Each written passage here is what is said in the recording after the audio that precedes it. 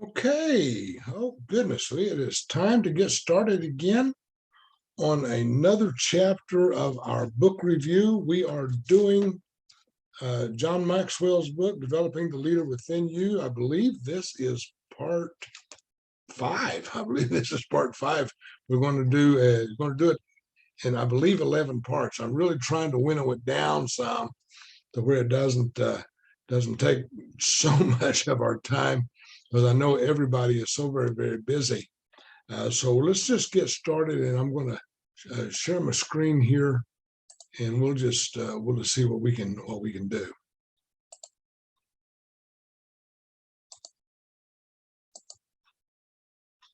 All right, so let's just see here. Okay, so we are talking about John Maxwell's book, Developing the Leader Within You. And like I said, this is going to be a fairly lengthy process. So I get my picture up there just a little bit, try not to overlap too much. Just as a very, very quick review, I'm not going to go into a great deal of review. If you want to get all of the details, then I really recommend that you just go back and go to the YouTube channel and look at all of them, because all of these are on YouTube. Look at each one in succession, and you'll be able to get out of this what I'm trying to put into it. If you don't have this book, I recommend that you go to eBay. There's no need to go to Barnes and Noble or someplace like that, spend 23, 24 bucks for a book. Go to eBay. You can buy this book on eBay. I bought this book on eBay for like $5, and it is a hardbound book, and it's in absolutely mint condition, all except for all the scribbles that I've done in it. By the time I get through with the book, that rascal's been read. I can tell you that part right now. But what we've done in just recently here, in chapter 1, we covered the definition of leadership, and we decided that leadership, because that's what we're talking about, we are building our leadership skills and trying to bring out what I like to call the tiger, try to release that tiger that's down inside of you, that leadership tiger, and find that hidden tiger that's inside of you. If you want to be a leader, there's no reason in the world why you can't be a leader. You can find that leadership skill inside of you. I promise you, you can do it. I wish I could get this other screen here off of my thing here. Let me see here. I want to hide. There you go. I'm going to hide those floating controls.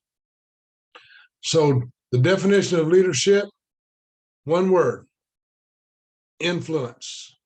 Everybody influences somebody, and somebody influences you. And it's entirely up to you who you follow and who influences you and how you let people influence you. The definition of influence is the capacity to have an effect on the character, development, and behavior of someone or something, or the effect itself.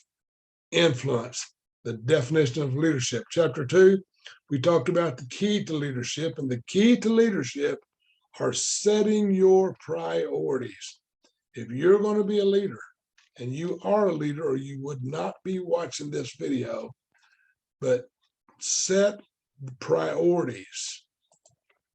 Priorities from the dictionary says it's the fact or condition of being regarded or treated as more important. There are things in your life that are more important than other things. Now, we talk a lot on this broadcast about network marketing, because that's what we do. We deal with network marketing, customer acquisition, that sort of thing. But it's not something that comes natural. You have to set your priorities on what is going to be important. I mean, is it important for you to watch that television show? Or is it more important for you to read a good book? Is it necessary to sit on the back porch drinking a cold drink, or to get on the telephone and call people and ask them to take a look at your business plan? Set your priorities. There are things in your life that you set priorities for. In the third chapter we looked at last time is chapter 3. The most important ingredient in leadership is integrity. And this, the study that we did last time, I recommend you go back, if nothing else, watch the lesson on integrity, because integrity is the quality of being honest and having strong moral principles and moral uprightness. This does not mean that you're a holy man or a holy person. What this means is that you are, that deep inside of you is a calling to be the right person, to be right. Everything rises and falls on leadership. This is why we are spending so much time talking about leadership, because everything rises and falls on leadership. Now, in this session, I'm going to try everything in the world I can do to hold this to an hour. In this session, we're going to jump right in to chapter 4, and we are going to be talking about creating positive change. Positive change, creating positive change is the ultimate test of leadership. When you jump into a leadership position, whether you get promoted into it, whether you're flung into it, however you make it into a leadership position, this is the time that it's going to test your mettle. Now, later on in this session that we're doing today, you're going to need a pencil or a pen and some paper. Just one sheet's fine. Doesn't matter, tablet, whatever you get. But get it handy, because I'm going to be calling on you here in a little bit to use that pencil and paper. It's going to be fun. We're going to talk about positive change. Change the leader, and you can change the organization. If you as a leader can change you can change everything around you. If you're working in a secular job and you may just feel like you're just one of the spokes in the cog, or however they say it, you may think you're the small fish in the big pond. But let me tell you something. If you can change you can change everything around you. And if you're the leader of that organization, whether it's a store or a company office, whether it's your own network marketing business, no matter what it is, if you can change you, change the leader, and change the organization. Now, here's the dictionary definition of change. Again, change is a verb. It's active. Change is something that happens. It's right now. This is a verb. It's a living. Well, a noun is a living thing, person, place, or thing. But a verb is something that happens, and it's something that's happening now. It's action. So change isn't something that just sits on the table and never moves. This is something that is vibrant, and it's alive, and it's inside of a leader.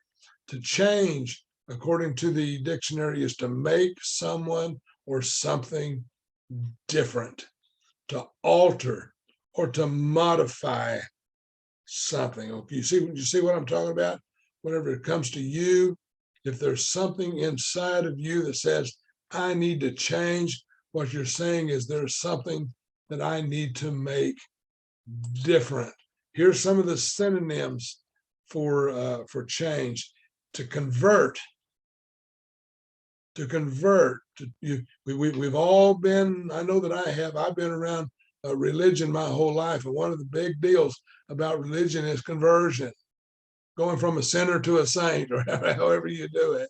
Okay, but to convert, to change, The old, I think you could even put repentance in there, a change of mind, but to transform, to become different, to adapt. This is a great synonym for change, because as you're going through your leadership life, you're going to have to adapt and modify. You're liable to have to rebuild some old ideas, to reconstruct, to make over, to restyle. These are all synonyms for the word change. Here's another another definition: to replace something with something else. The old ideas that we've had may not be the ideas that we need. We may have to replace some of our ideas and some of our techniques to something that is more current, to replace something with something else, especially something of the same kind that is newer or better, to substitute one thing for another. And in your growth in leadership, you're going to find along the path that some of the stuff that you've been used to doing your whole life doesn't work anymore, or that it's gotten old, that it's gotten redundant, it's gotten out of date. You know, and I'm an old fogey, but I've got a telephone, you know, one of those smart telephones that I can actually use and use it on the internet and all that other stuff, and send texts and all that stuff. I would have never thought about doing that 30 years ago. You know, I remember when the internet came out. I remember when we used to go into chat rooms and do all that stuff. That was high tech back then. Now it's nothing. But you know what I don't have in my home anymore? I don't have a telephone hanging on the wall. I don't have a telephone that's got a dial on it. I don't have a telephone that's got a pigtail that I can only walk halfway across the room. It's all changed. Technology has changed that. And in our growth and leadership, we're going to run across things that are just going to change us. Now, I'm going to go through a short list here. Don't get scared off by this list, but here's the deal. We're talking about changing in leadership, not changing of leadership, talking about changing in leadership. And unchanged leaders equal unchanged organizations. If you are not able to change for the better, then your organization, whatever it is, whether it's a networking business or your own store or whatever, doesn't matter what it is, if you are unable to change, your business is going to stagnate. Same way with your family. Your family is it's a growth organization. It really is. It's an organism that changes all the time from day to day. There's always something new, and if you can't adopt to it, then the chances are you're not going to have the growth in your family or in your business like you want. So the question is asked, how can you tell when a leader is in trouble? So think about yourself, and you can ask yourself, in my leadership skills, where am I in trouble? Some of the most obvious ones are the ones I've got flashed up on the screen. If a leader has poor understanding of people, if you're going to be a leader, you've got to understand people. You've got to at least have a common idea of how people feel and how they think and what they like, what they don't like.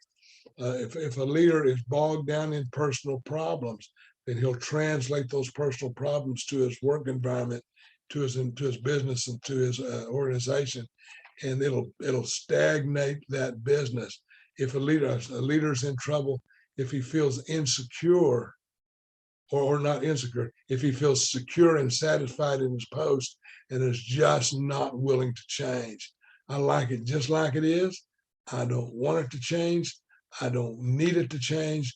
This is where I am. This is where I'm stuck, and you'll never grow out of it. And then another way you can tell if a leader's in trouble is if he flies into rages. Every little thing upsets somebody. We've all had bosses in our life who just any little thing upset them. Of what we don't know as employees is what's going on with the manager and what kind of pressures they're under. But leadership requires you to be able to hold your temperament. And then the number 9 there says, if the leader is insecure and defensive, always thinking somebody's out after him, somebody's trying to get me, somebody's trying to take my job, somebody's trying to do, somebody's trying to do that. If he's insecure, or if a leader has no team spirit, then his leadership skills are going to wane and he's not going to be able to lead that organization. Now, those are just some of the most obvious ones that should be pretty self-explanatory. Let's look at a couple of others that are key, that are essential to leadership abilities. Now, these are all in this book. This is not anything that I'm making up. I'm taking everything. We do these book reviews. I take this information out of the book, try to expand on it a little bit, buy the book, read the book yourself, get out of it what you can get out of it. But one of the things that I found that I think is key to leadership is if a leader lacks imagination, then he's going to find himself in trouble with his organization. Imagination is key in leadership. You've got to be able to see it. You've got to be able to envision it. Your company, your organization has some kind of a mission statement, and you've got to be able to imagine your business or your organization fulfilling that mission statement, making the money that you want to make, reaching the people that you want to reach. But if you lack imagination, this is how you can tell if a manager or if a leader is in trouble, is if they lack imagination. Here's another one.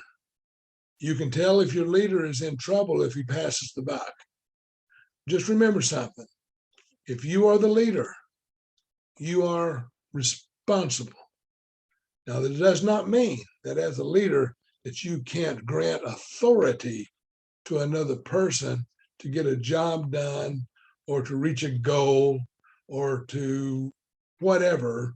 You can always pass authority and grant authority to another person. But if you are going to sit in that leadership position, then you absolutely have to take responsibility for it. What I do, let me tell you what I've done is, and my wife and I both did this. We got us some hand mirrors. And this is a mirror. You can't. But what we did is we got us a hand mirror, and then we took our magic marker, and on the magic marker, we wrote the words, I am responsible. I am responsible. Try this at home. Get you a hand mirror and write on it in magic marker. I can use a Sharpie or something like that and write, I am responsible on that mirror, and then tape it to your bathroom mirror. So every time you brush your teeth, every time you comb your hair, every time you wash your face, you're looking at that mirror. And if you ever have a question that says, who's responsible? Read it. I am responsible. But if you're in a leadership position and you pass the buck of responsibility, you're not a leader. Your leadership is in trouble. The next one is not organized. I am not saying that I'm the most organized person in this world. I absolutely am not.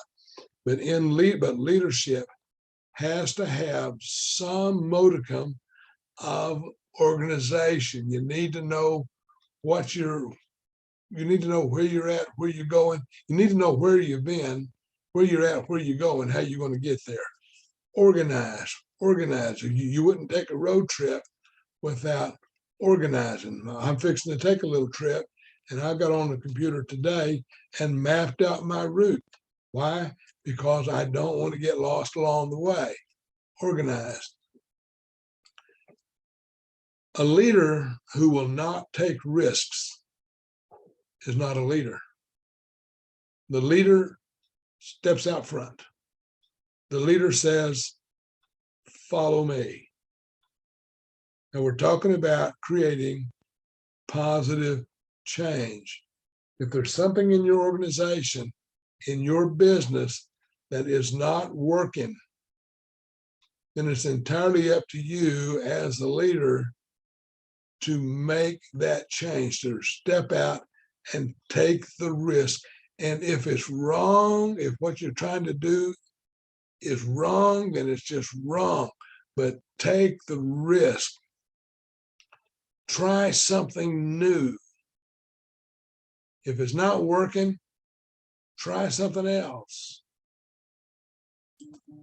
Get off my soapbox. If a leader's in trouble if they're inflexible. As a leader, you've got to be able to bend with the wind every now and then. That's why the strongest trees are those that can sway, not the ones that stand straight up all the time. That the wind might blow it a little bit here and a little bit there. Are you getting seasick? But stay, if a leader is always inflexible, a leader who doesn't listen to the people who work for him or with him, or if you're in network marketing, those who are ahead of you in your marketing group, and those who are behind you in your marketing group, you've got to be flexible enough to listen to ideas, both sides, up and down.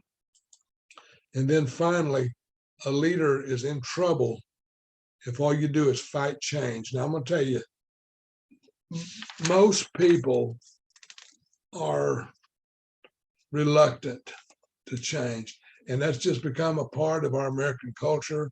We find something that we like, we dig into it like a tick on a hound, and we get a hold of it. We just hang on and won't turn loose, and that dog is going to die. Let me tell you what, you have got to be able to change, and a leader who fights change all the time is not going to develop the leadership skills that you need. This is our old buddy here. This is somebody that I know you know who this is.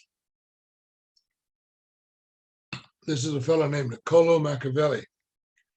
Now, Machiavelli was a 15th, 16th century Renaissance man. He is actually the person who is credited with creating the Renaissance. Look at this. The Renaissance is a period in European history marking the transition, remember transition, change, marking the transition from the Middle Ages to modernity, to something modern, and covering the 15th and the 16th centuries. It's characterized by an effort to revive and surpass ideas and achievements of classical antiquity. It occurred after the crisis of the late Middle Ages and was associated with great social change. So this is the guy who in the 15th and 16th century, because he was late 15th century, early 16th century, who said, we've had enough. We've done it the same old way forever. Something needs to change. And he was responsible for the revival of some music. He was responsible for the revival of some art, new ideas, new thoughts.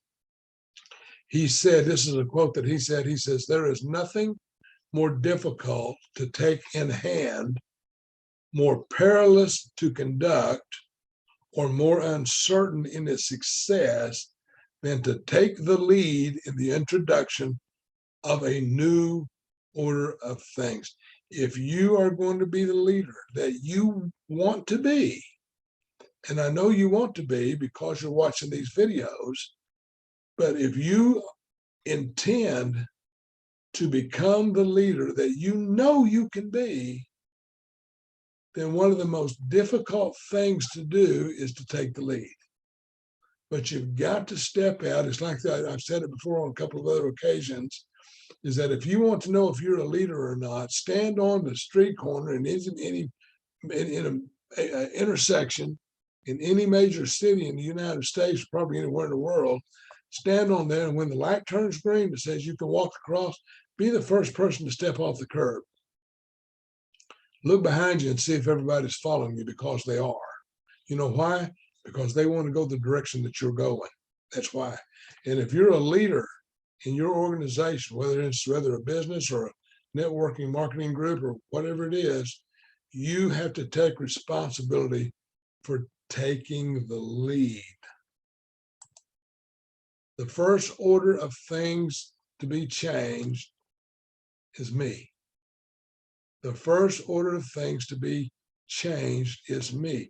If anything needs to change, it's me. And it's you. There's bound to be something in your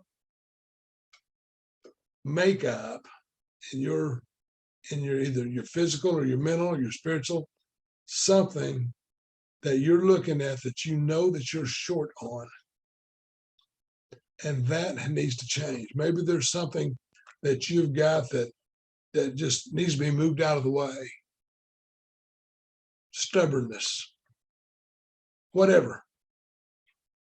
Something needs to change. And the first thing to change in leadership, the first thing to change in leadership is the leader.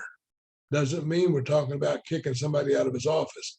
We're talking about you are sitting in the leadership chair and there's something in you that needs to change. And here's the trick. Only you can figure out what it is. But when you're through changing, you're through. When you get to the point to where you cannot or will not change, you're through. And that's just a hard pill to swallow. I've got so much stuff in this book that I want to cover that I absolutely know that I can't get to. You know, this kind of reminds me of the story of Henry Ford. Henry Ford in early 20th century was, of course, a great innovator in the automotive industry. He's the man who invented the assembly line. And so instead of building a car one little piece at a time, and a group of mechanics working on this car and a group of mechanics working on that car, instead of just doing one little project at a time, he created the assembly line where they could build hundreds of cars at the same time, with each person had their own task. And as that car ran through the assembly line, each piece was put in and fitted and all of that. And his crowning achievement was the Model T Ford. That was the model. It was the Model T. That was the Ford. That was the car that he built, that he decided that he wanted to build an automobile that the common American could own, could afford. And a Model T Ford back then would cost between $400 and $700. And although it was a lot of money back then, the average American family could afford it. But over time, the Model T Ford became redundant. And Ford had a designer working for him. His name was William Knudsen, Knudsen, Knudsen. And Knudsen went to Ford and says, we need to start changing this. And we need to start changing that. We need to update this thing on the car. We need to update that on the car. We need new colors. Henry Ford said, you can have the Model T in any color you want as long as it's black. And he refused to paint any of his cars any other color besides black. Well, around the year 1912, after the Model T had been in production for 4 years, Knudsen came out with a new model and didn't tell Henry Ford about it. They built the car. They had it in a warehouse. They had it on display in Park Highland, Michigan, in a garage, tucked away, wanting to put it in production. And Henry Ford heard about it. He went to the garage. He looked at the car, walked around it, sniffing it out. And Henry Ford was so afraid of change that he battered that car, and he physically tore one of the doors off of the car and threw it across the warehouse because he considered that car a monstrous perversion of his perfect Model T. And although the Model T was a great car for its time, it outlived itself. And the Model T almost killed Ford Motors because Henry Ford was unwilling to change. All right, let's move along. Albert Einstein. We all know Albert Einstein. Smart guy, genius. You know who he was. Didn't own a comb. What can I say? But Albert Einstein, this is one of his quotes. He said, "The epitome of ignorance is to reject an idea before you have all the facts." So in your leadership position, ideas are going to come along, and you might be prone to saying, "No, that won't work," or "That's not how we do it here. I've never done that before. We've never done anything like that before," and reject an idea before you have all of the facts. And that would be a major mistake in your leadership skills. Now, get your pencil and paper out. I'll give you a second.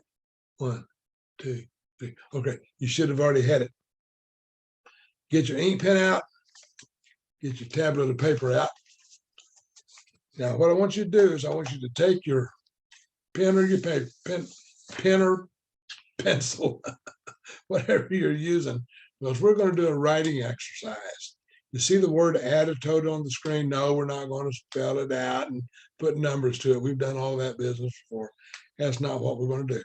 What I want you to do is I want you to take your ink pen or your pencil in your dominant writing hand. So if you're right-handed, put it in your right hand. If you're left-handed, put it in your left hand.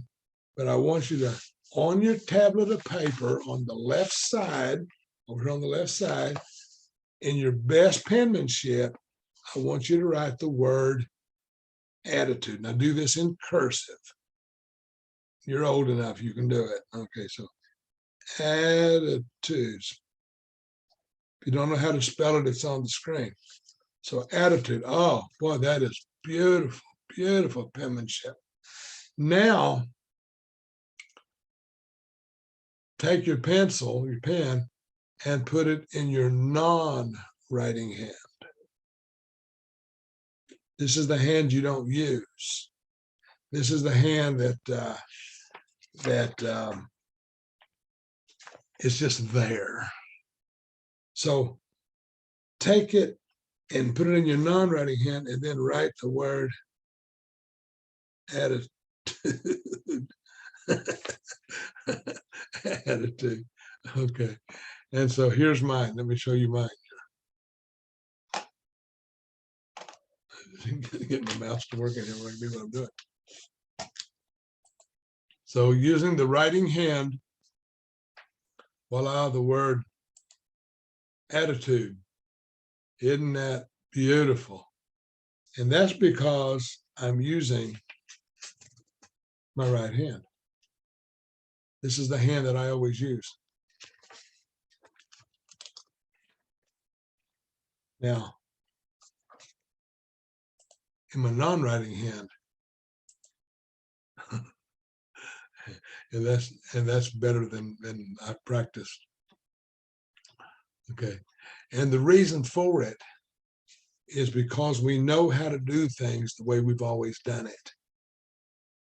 But when change comes along, sometimes it gets just a little bit out of whack. Now let's do the same thing, but this time I lost my pen. But this time, let's print it. So, can you spell Attitude? Okay, with my right hand, then I'm going to switch over. I'm going to do it with my left hand. Ooh, that's awful. That's pretty bad. Okay, and so with your writing hand, print out attitude. Oh, my attitude is good. My attitude is good when I've got it all figured out. When I know what I'm doing. What about when I don't know what I'm doing? How about when there's a change? All of us have things that we do all the time, and they seem right. It's natural. And then something comes along that demands, that requires change. Because see, you don't write with your non-writing hand. You don't, because it requires you to think differently. When you wrote the word attitude with your writing hand, you wrote it because that's the way you've always done it. But when you switched that pencil over, that ink pen over, and you had to think, and you had to write it with your non-writing hand, and you tell me if I'm not telling the truth, you had to think about how to make that A. You had to think about which way does the bump out go on the D, and how do I make that E? Because you're not used to scribbling it with your left hand. It's been said that nothing should ever be done for the first time. You know why? Because things that are done for the first time require change.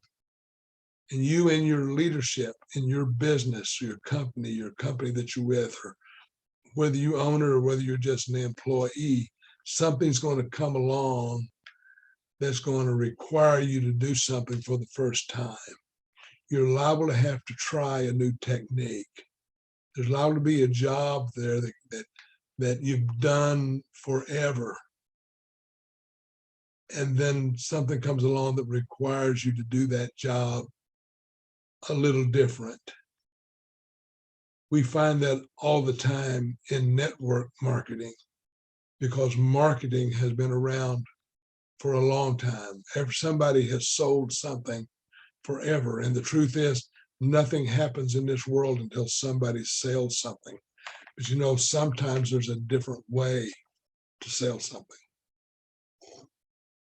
And it forces us to step out of our comfort zone. Why people resist change. I'm going to shoot through a few things here. I'm going to try not to belabor the points. Get my chicken scratches out of the way here. I don't have to look at them, and neither do you. Why people resist change.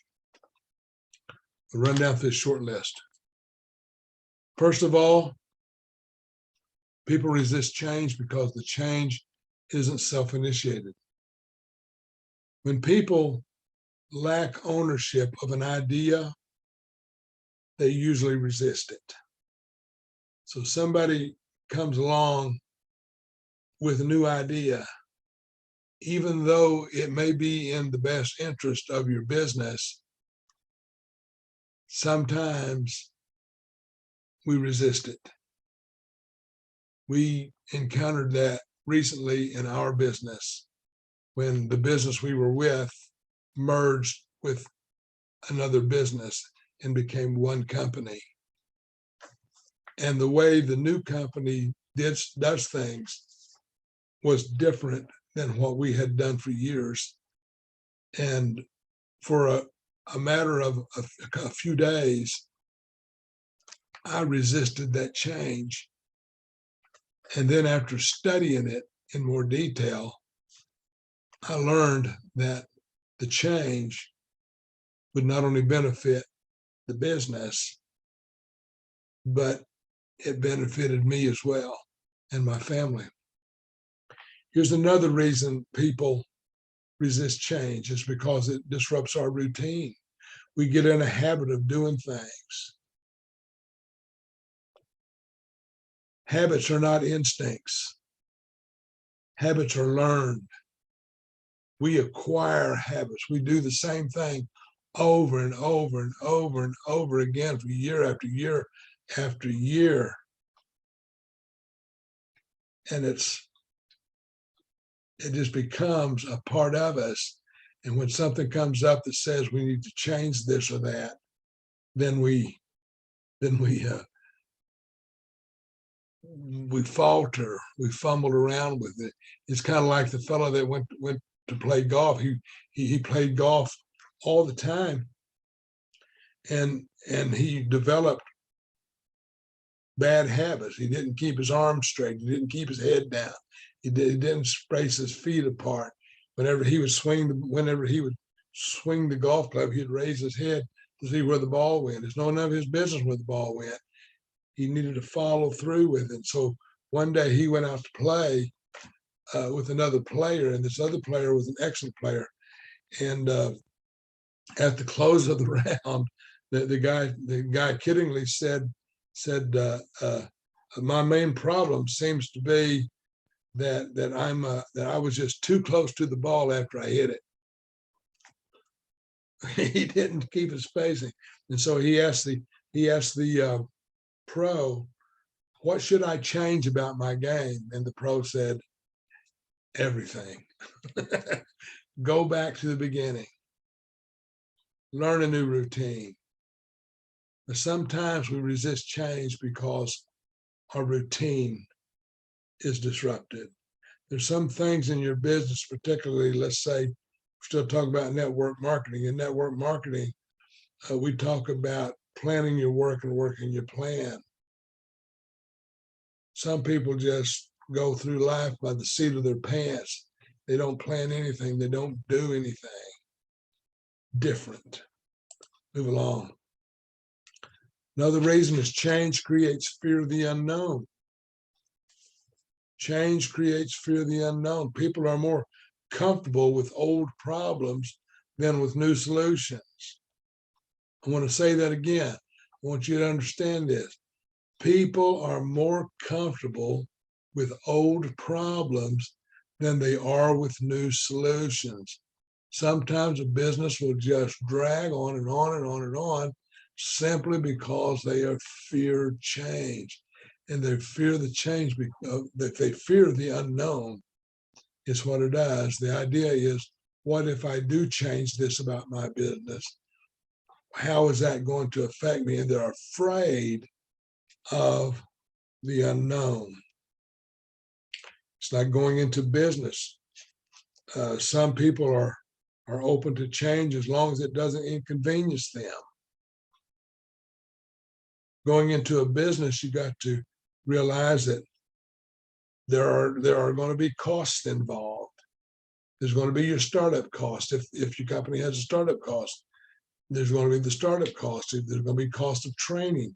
It's going to be cost of going to events. There's going to be cost of tools. All these things, when people fear what they don't know. People resist change because the purpose of the change is unclear. Why are we making this change? Why are we transitioning from one thing to the other? It's unclear sometimes in a person's mind on why we're making this change, and it's just that it's unclear. The next one is change creates fear of failure. Nobody likes to fail, and yet you absolutely have to fail if you're going to succeed. There's a book that John Maxwell wrote that I have it over here on my shelf, but it's called Failing Forward. You can learn to succeed by failing. So don't be afraid of failure. But people resist change. Remember, we're talking about creating positive change. People resist change simply because they fear, or they fear failure, because change sometimes creates fear of failure. Larry Anderson, who was a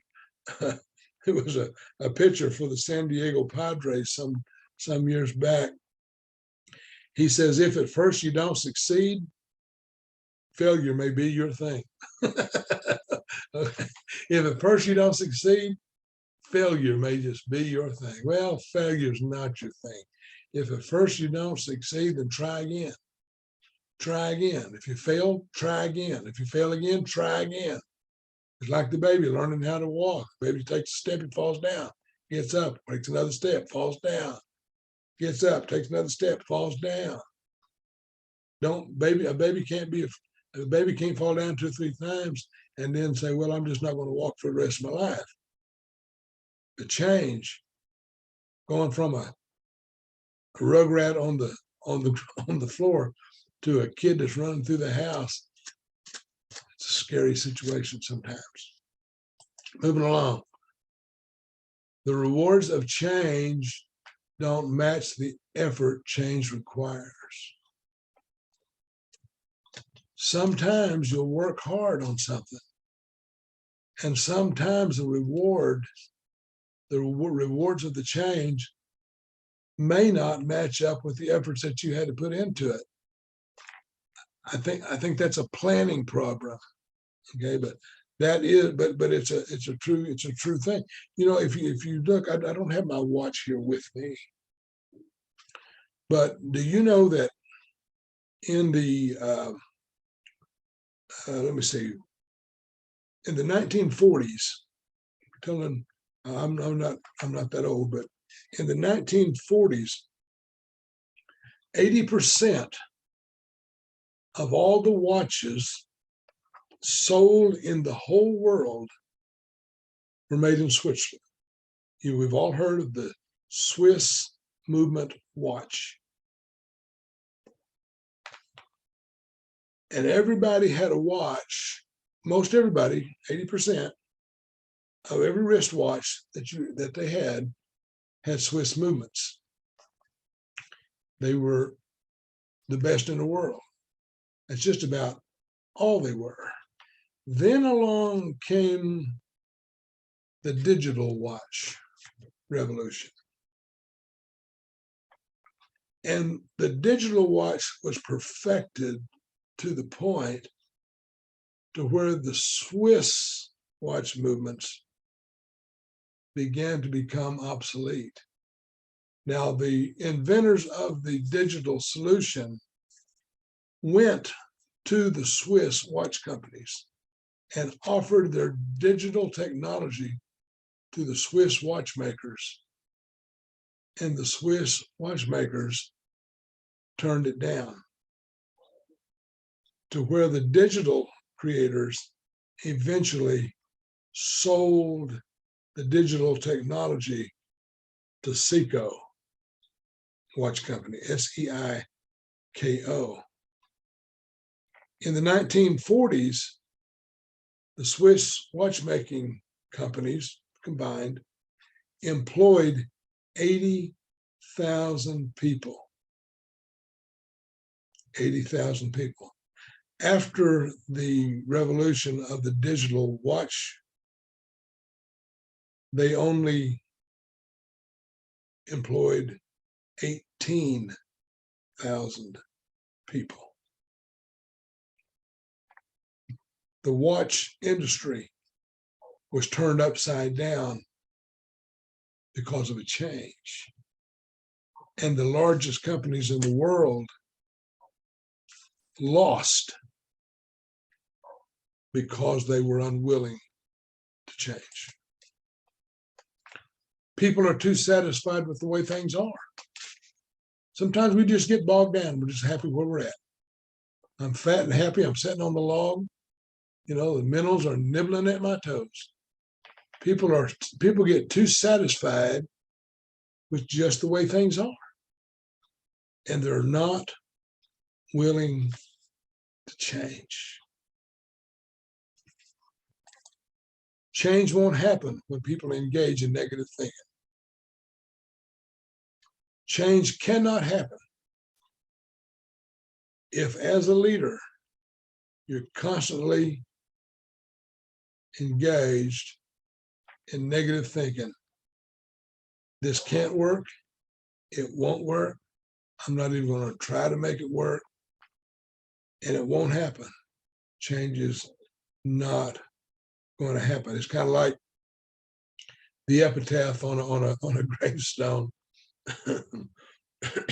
of a person who was negative, had been negative his whole life. Finally, he died, and on his gravestone, it says, "I expected this."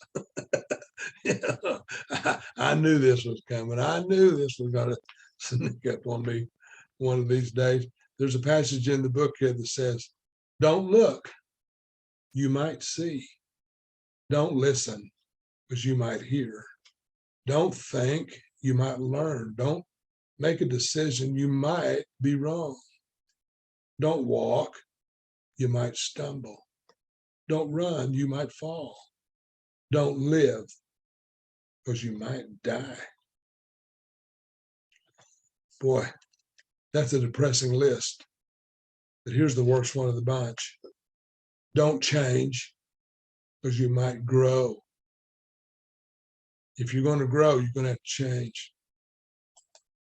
Followers lack respect for their leaders. I'm lagging behind here. So when followers don't like the leader who oversees the change, their feelings won't allow them to look at the change objectively. So you got to be a leader. If you're going to be a leader in your group, you've got to be likable.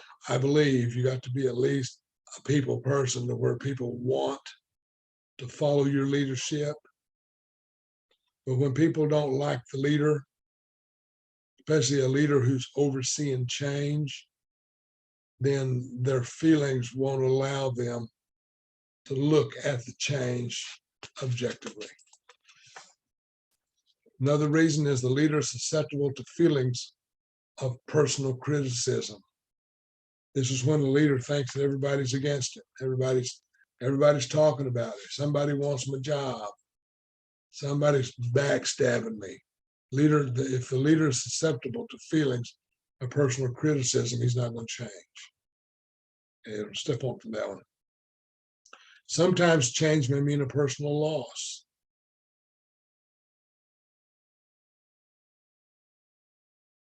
People think, how will this change affect me? And usually there are three groups of people within an organization. The first group are those who will lose. The second are those who are neutral. And then the third are those who will benefit from change. There are those who will lose, there are those who are neutral, and then those who are benefit. And each group is different and must be handled with sensitivity, but also with straightforwardness. Sometimes something in a business has to change.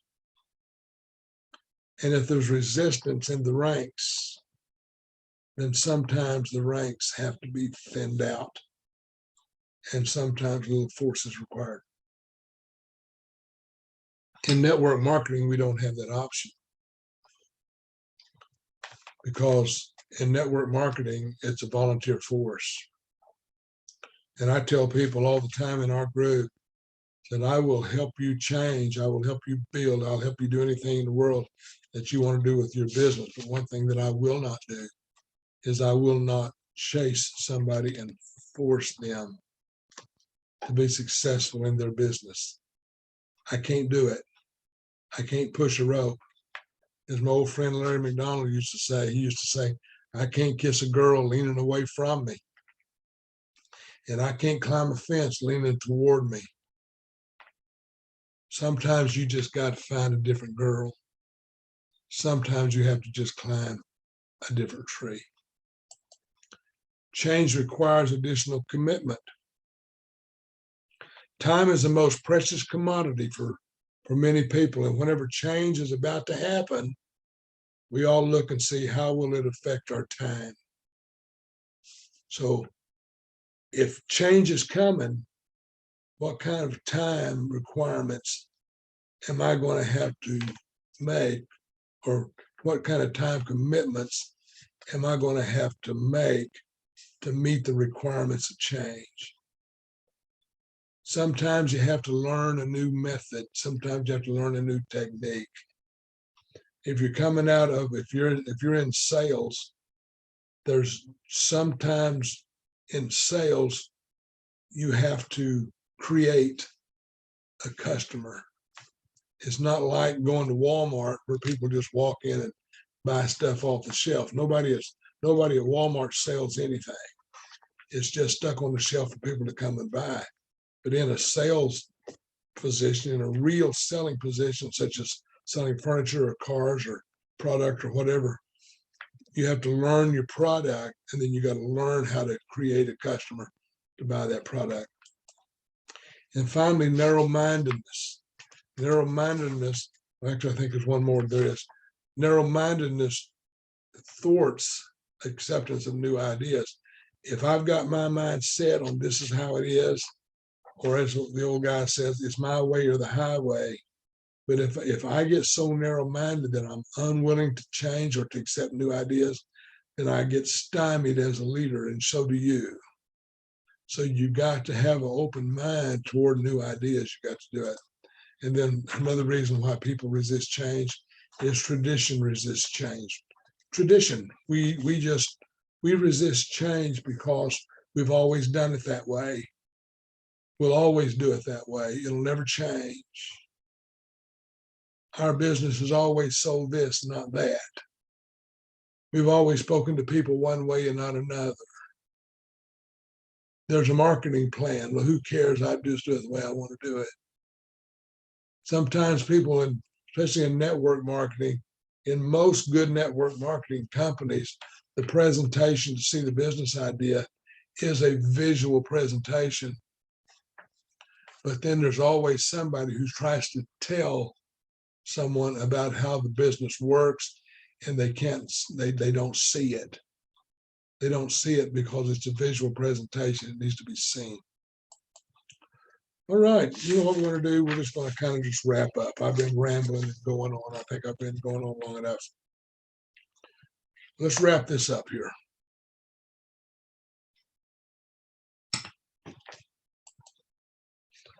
Creating a climate for change.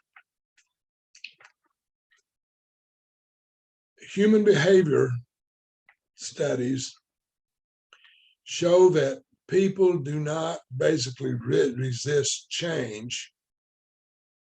They resist being changed. So change is inevitable. Change is going to happen. Something is going to change for you today. Change is going to happen. And so as a leader, what we have to do in leadership positions is to create a climate for change to happen. The leader must develop a trust with people. If you're the person responsible for bringing change into your environment, you've got to develop the trust of the people. Secondly, the leader must make personal changes before asking others to change. As the leader, you have got to change you. And you are going to be the hardest person for you to change. But you've got to take personal change, or you got to make personal changes in your attitude, in your technique, the way you see things. All of those things have got to change inside of you before they'll ever manifest in the people that you are responsible for. Good leaders understand the history of the organization. No matter where you work or what you do, even if you own your own business, understand where your business came from, how it got started, what's brought it up to its present point, what's keeping it alive right now, what's working and what's not working, and then create a vision for the future. But you have to understand the history of your organization. Creating a climate for change means to place influencers in leadership positions. Now look around you to the people who are around you, and you'll be able to spot people who influence other people. These are your leaders. These are people that you want to call on, that you can depend on to help you create the change in your organization. Look around and you'll find them because they're there. And these are the people that you want to cull out and you want to groom to help you create change in your organization. Check the change in your pocket. Always remember, it takes change to make change. You go to the stop at the Quick Trip someday, or whatever your fast food store is, or your convenience store. I always carry a little jingle change in my pocket. And the reason for it is because I know for a fact if I break a $20 bill, that $20 bill is going to be gone. It's not going to take it long.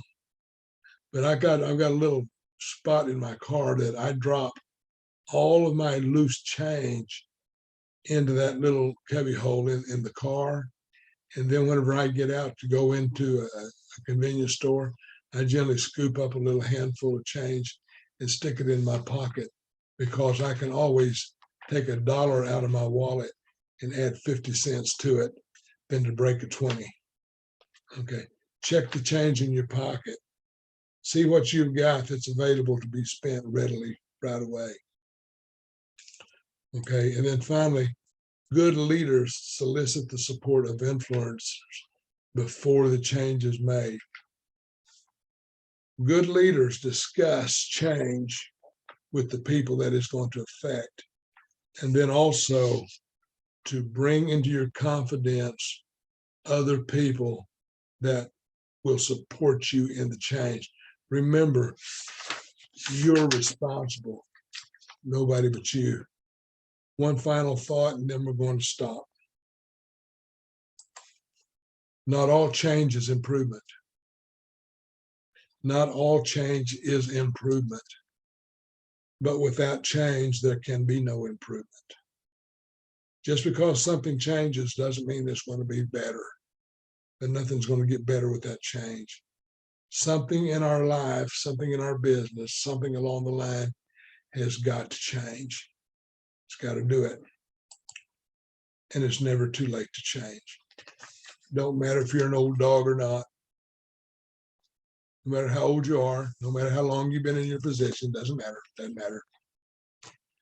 It's never too late to change. It's never too late to do the right thing. There's never a wrong time to do the right thing. And it's never too late to change. You might be stuck in your ways. You might be a hard-headed old knothead, who knows? But unless you're willing to change you, nothing around you is going to change. Now, next time we get together, we're going to talk about problem solving. And problem solving is the quickest way to gain leadership. If you can prove that you're a good problem solver, you'll go a long way in your leadership skills. I'll tell you stories about that. at another time, because if I start now, I'll never shut up. Those of you who may be watching this for the first time,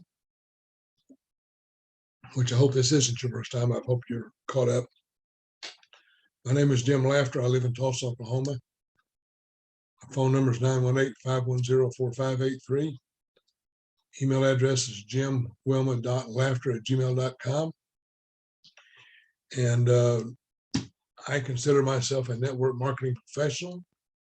And if you are looking for a way to make an extra stream, a good extra stream of income, give me a call. You might want to send me a text first, because that phone number goes to a voicemail system. And sometimes if it doesn't recognize your phone number, it won't take your voicemail. Haven't figured that part out yet. Send me an email, I'll answer you. And if you're interested in making some money, I'd be glad to help you. I'm a retired Master Sergeant, U.S. Air Force, 20 years active duty, 28 years in corporate sales. Been married to my sweet wife, Wilma, for 50 years, a little over 50 years now. We have 3 children, 5 grandchildren, not great-grandchildren. Not great-grandchildren. They're great, but they're not great-grandchildren. Okay. If I'd had to do all over again, I'd have started with the grandchildren, and you know how that works. I'm also an author. You can look me up. I'm on Amazon. Just type my name into Amazon. I'll come up. I've written a whole boatload of books. Like some have been bestsellers, some short stories, Westerns. I've been involved in some anthologies, newsletters, magazines, and that sort of thing. I'm also I'm a member of the largest writers organization in Oklahoma. It's called the Tulsa Night Writers. In 2014, I won the award of the Tulsa Night Writer of the Year, which was the most outstanding writer of the year. And then last year, 2021, I was inducted into the Night Writer Hall of Fame. I'm only the 7th person to ever be inducted in the 70-year history of the club. I've been a president of the club, editor, communication, anything that can be done in the club, I've been there. So I think we are at the end of it here. Let me see. All right, let me stop my screen share. There we go. So we are back to square one. And I hope this has been helpful and not preachy. Okay. I hope that this is something that you are going to be able to use, because leadership is everything. Everything falls onto leadership. And what we're doing in this book is we are trying to develop the leader that is hidden inside of you. I promise you that there's a tiger inside of you that wants to get out. But the only way that he can get out is if you unleash him, if you feed him.